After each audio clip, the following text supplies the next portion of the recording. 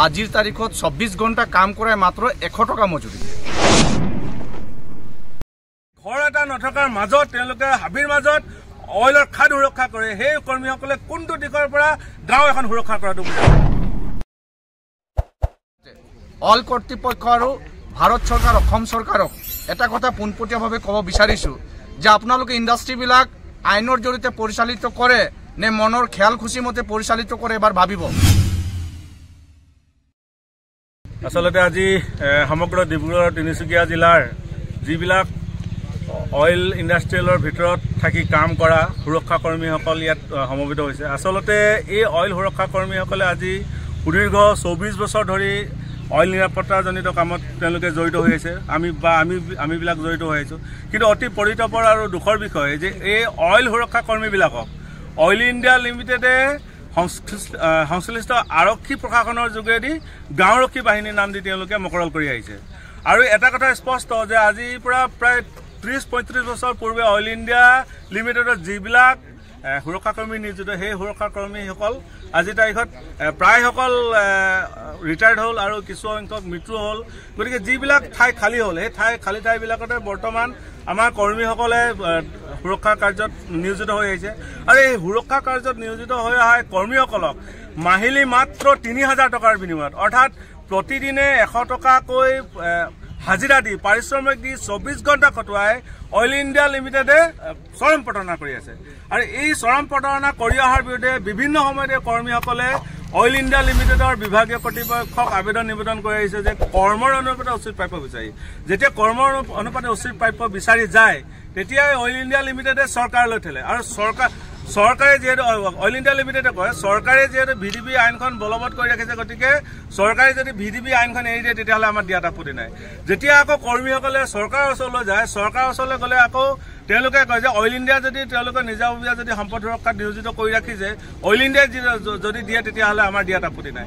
আচলতে দুইফালে দুই মেৰুত দুটা ধৰণৰ কথা কৈ আজি কৰ্মীসকলে 24টা বছৰ অতিক্ৰম কৰিলে। এই 24টা বছৰ অতিক্ৰম কৰাৰ পাছত বহু সংখ্যক ব্যক্তি ইতিমধ্যে বহুত বয়সো হৈ গ'ল, বহুত আঁতৰিও গ'ল। তাৰ পাছতো ভৱিষ্যতটোৰ সুৰক্ষিত আশাত তেওঁলোকে আজিৰ তাৰিখত কৰ্ম নিয়োজিত হৈ আছে আৰু কৰ্ম কৰি গৈ আছে। 100 টকাত হ'লেও তেওঁলোকে দায়িত্ব পালন কৰি গৈ আছে, যাৰ কাৰণে আজি অইল ইণ্ডিয়া লিমিটেডৰ প্ৰতিটো সম্পদ সুৰক্ষিত হৈ আছে। আৰু এতিয়া কথা হ'ল এই যে গাঁওৰক্ষী বাহিনী বুলি দি নামত তেওঁলোকে সুৰক্ষা প্ৰদান কৰি ৰাখিছে। আমি এটা সৰু উদাহৰণ দিব বিচাৰোঁ।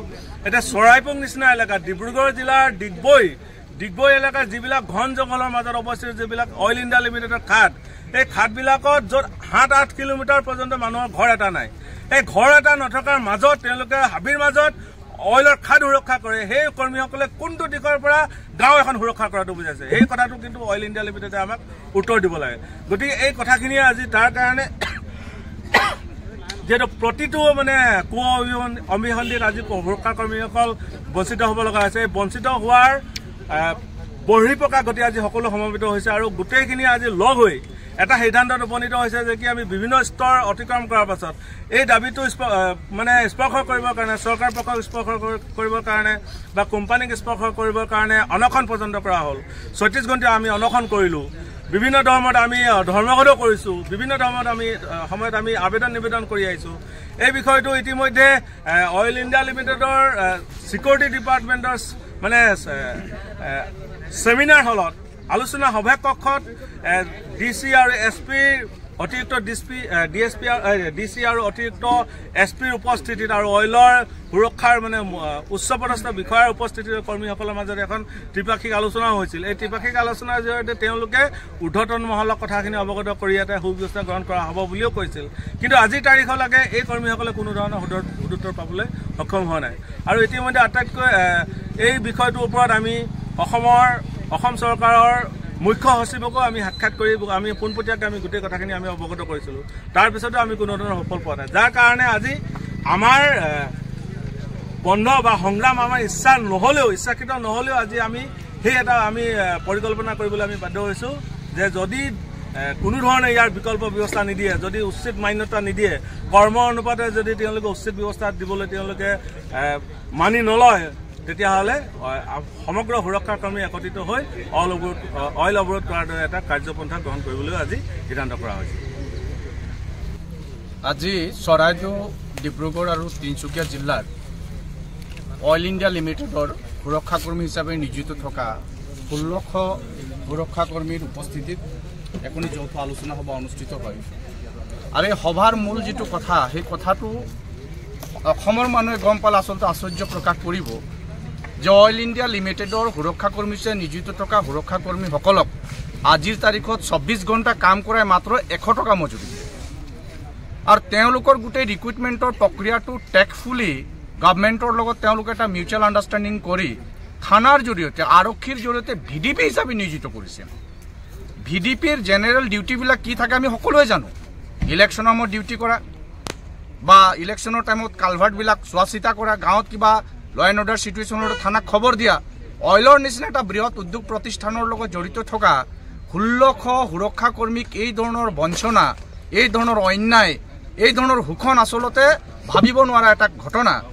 গতিকে আমি আজি এই আলোচনা সভাৰ জৰিয়তে অইল কৰ্তৃপক্ষ আৰু ভাৰত চৰকাৰ, অসম চৰকাৰক এটা কথা পোনপটীয়াভাৱে ক'ব বিচাৰিছোঁ যে আপোনালোকে ইণ্ডাষ্ট্ৰীবিলাক আইনৰ জৰিয়তে পৰিচালিত কৰে নে মনৰ খেয়াল খুচি মতে পৰিচালিত কৰে এবাৰ ভাবিব। যিকোনো শ্ৰমিকক, যিকোনো সুৰক্ষাকৰ্মীক যিকোনো উদ্যোগত নিয়োজিত কৰাৰ সময়ত নিৰ্দিষ্টকৈ আইন উপলব্ধ আছে। গতিকে আইনমতে আজিৰ তাৰিখত এগৰাকী ইণ্ডাষ্ট্ৰীৰ লগত জড়িত থকা সুৰক্ষাকৰ্মীৰ ন্যূনতম ডেইলি পাৰিশ্ৰমিকটো কি হ'ব তাত নিৰ্ধাৰণ কৰা আছে।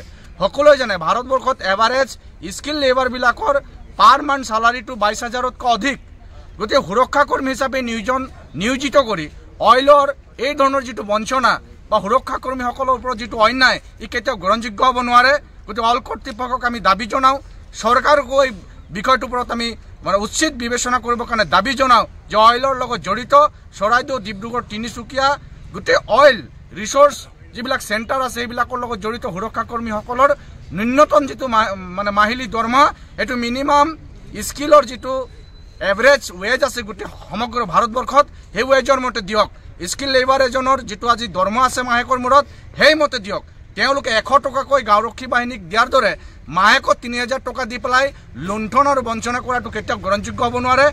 এই সুৰক্ষাকৰ্মীসকলৰ ওপৰত সম্পূৰ্ণ বেআইনী কৰা হৈছে, ইনজাষ্টিচ কৰা হৈছে। গতিকে তেওঁলোকক জাষ্টিচ দিবৰ কাৰণে আজি এই আলোচনা সভাৰ জৰিয়তে আপোনালোক দাবী জনাইছোঁ। আৰু আমি ইণ্ডিয়ান নেশ্যনেল ট্ৰেড ইউনিয়ন কংগ্ৰেছৰ তৰফৰ পৰা, অসম শাখাৰ তৰফৰ পৰা চৰকাৰক দাবী জনাওঁ, অল সুৰক্ষাকৰ্মীসকলৰ এই দাবীৰ ন্যায্য দাবীৰ সমৰ্থনত আমি আছোঁ। আৰু সমগ্ৰ অসমত এই দাবীক লৈ ট্ৰেড ইউনিয়ন হিচাপে ইণ্টাকে এটা প্ৰবল গণ আন্দোলন গঢ়ি তুলিব। আৰু এই গণ আন্দোলনটো হোৱাৰ আগতে যাতে চৰকাৰ আৰু বিভাগীয় অইল কৰ্তৃপক্ষই উচিত বিবেচনা কৰি সুৰক্ষা সমিতিসকলৰ প্ৰাপ্যৰ অধিকাৰ উচিত মতে দিয়ে তাকে আমি আহ্বান জনাইছোঁ।